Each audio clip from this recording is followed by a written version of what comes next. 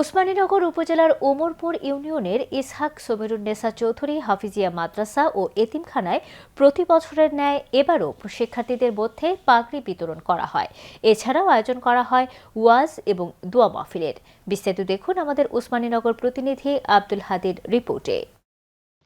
ইসহাক সমীরুন্নেসা চৌধুরী হাফিজিয়া মাদ্রাসা ও এতিমখানা প্রতিষ্ঠার লক্ষ্য এবং উদ্দেশ্য হচ্ছে দিনকে প্রতিষ্ঠা করা।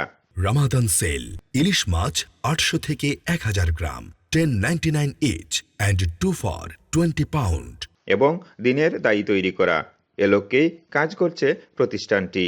এবং মাদ্রাসার প্রতিষ্ঠাতার পক্ষ থেকে তাদেরকে টেস্ট এবং গিফট দেওয়া হবে।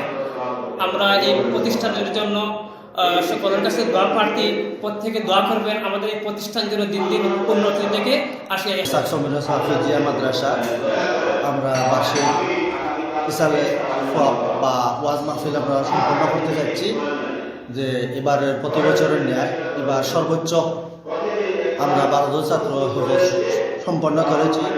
পাগড়ি বিতরণ অনুষ্ঠানে আমরা 12 জন ছাত্রকে পাগড়ি প্রদান করা হবে। আল্লাহ রাব্বুল আলামিন যেন তাদেরকে মকবুল হাফিজ তাদের কবুল করেন এবং প্রতিষ্ঠাতা পরিচালক যারা আছেন তারা আন্তরিকভাবে এই মাদ্রাসার যারা পরিচালনা করতে আছেন আল্লাহ রাব্বুল আলামিন তাদেরকে। মাদ্রাসা প্রতিষ্ঠাতা এবং সকল শ্রেণী পেশার মানুষের সহযোগিতায় এগিয়ে যাচ্ছে মাদ্রাসার কার্যক্রম। যারাই এখানে লেখাপড়া করছেন তাদেরকে কুরআন হাদিসের আলোকেই জ্ঞান দেয়া হচ্ছে। এরকম ধারাবাহিকতা বজায় থাকলে মাদ্রাসার কার্যক্রম আরো ত্বরান্বিত হবে। We're extremely grateful. 12 of our students are graduating with Hafiz al-Quran.